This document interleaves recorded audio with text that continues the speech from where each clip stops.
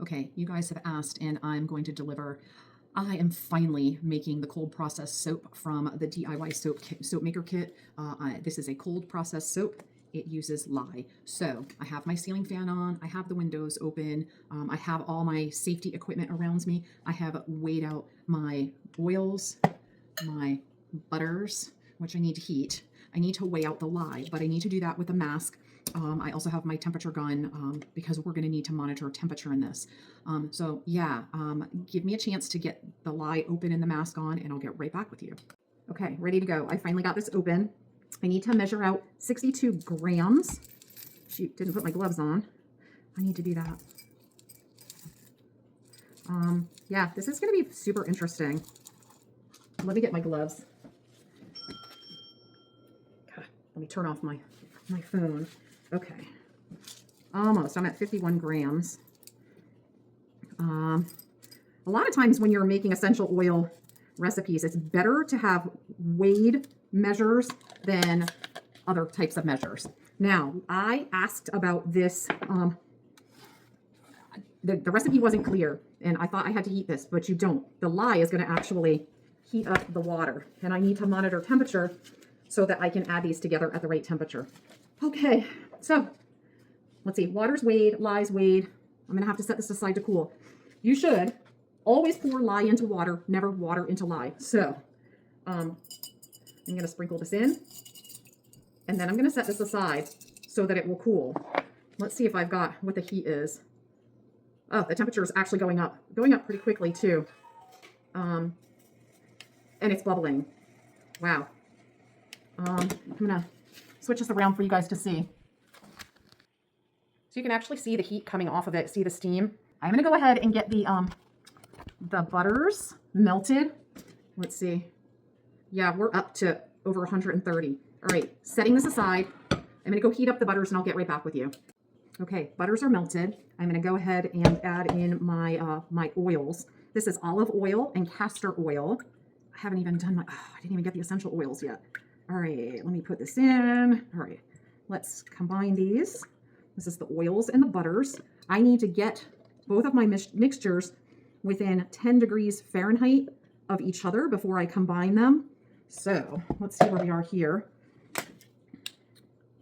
I'm at still around 120 on the lye mixture, around 130 on my oil mixture. Let me go ahead and get my essential oils because, let's see, I have to,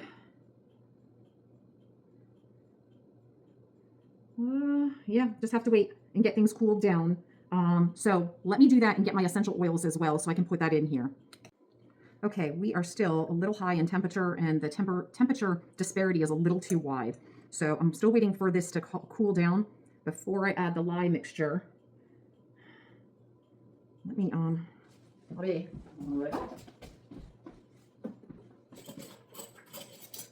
Shoot. Let me find a spoon. Yes. All right. So let's, oh shoot. Unfortunately, the lye has stuck to the bottom. I don't have my glove on. Let me put my glove on first. Try not to spill here. So I probably should have stirred this first. Forgot to do that. So let me do that while I'm not paying attention to the camera. Okay, we had to start over with the lye. It's all stuck to the bottom. I didn't stir it, not paying attention. So I've neutralized it. It's in the sink. I'm going to take my measured lye and my measured distilled water, pour them in, get them stirred up so that they don't stick to the bottom. And then it will, we can go ahead and make this a solution and not a mess that I made before. So I'm going to do this. It should start foaming soon. It's actually dissolving very quickly. I should have done this in the first place. There's a whole procedure you need to do to clean this up when you're done. All the instructions are in the kit. All right, looks like we are dissolved. Now I need to put this aside and let it come to the same temperature as my butters and my oils.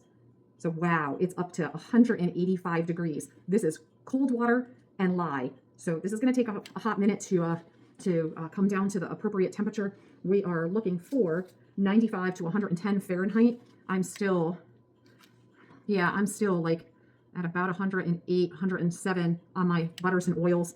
These can be reheated. The lye and water solution cannot. So I'm going to go ahead and wait for these to come down together, and then I'll come back to do the combination for you. Okay, we're about 10 degrees from each other and a little less than that, and it's time to combine. So I'm going to combine the lye mixture with the butter mixtures. Being careful not to splash because you've got to treat everything. All right, I'm going to be using a stick blender and a spatula. Oh, wow.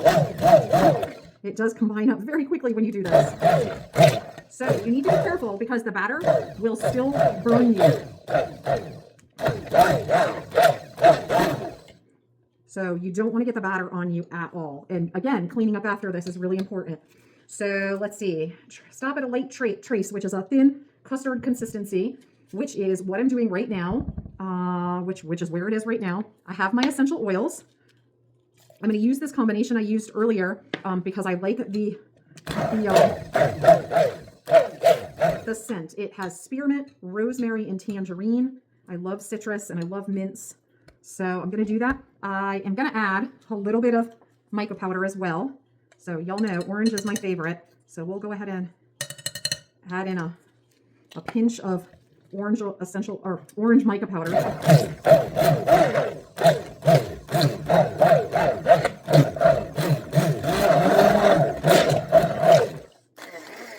All right, we're at the consistency we need to be at.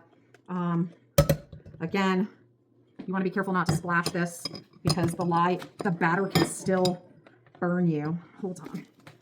All right, I have my square mold. So what's going to happen is I'm going to have to let this sit for 24 to 48 hours to solidify.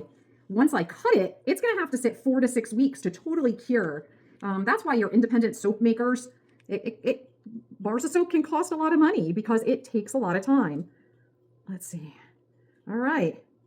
And then, you know, I could have added other things in this. I could have added florals. I could have added exfoliating things. I could have done any number of things. I just didn't want to. I'm not a big fan of tons of things inside of my soap. I suppose I could have layered this as well, but I don't know how to do that with this kind of cold processed soap. So I did not do that. I'm going to shake this a little bit to even it out. And there you go. So I'm going to put this aside 24 to 48 hours. I suppose you need to keep your, you need to keep your gloves on while you're doing your cleanup. There's, again, the protocol is here, everything you need. It can be kind of scary to work with lye. Not going to lie, I was a little concerned about that. But I'm going to let this sit for 24 to 48 hours, cut it, and then let it sit for 4 to 6 weeks so that it can cure. And anyway, this is going to be my last recipe in this DIY soap maker kit. Again, I will leave you everything you need below to get this kit or anything else you want to on the Simply Earth website for 10% off. So thank you for coming along for the ride. Take care. Have a great day.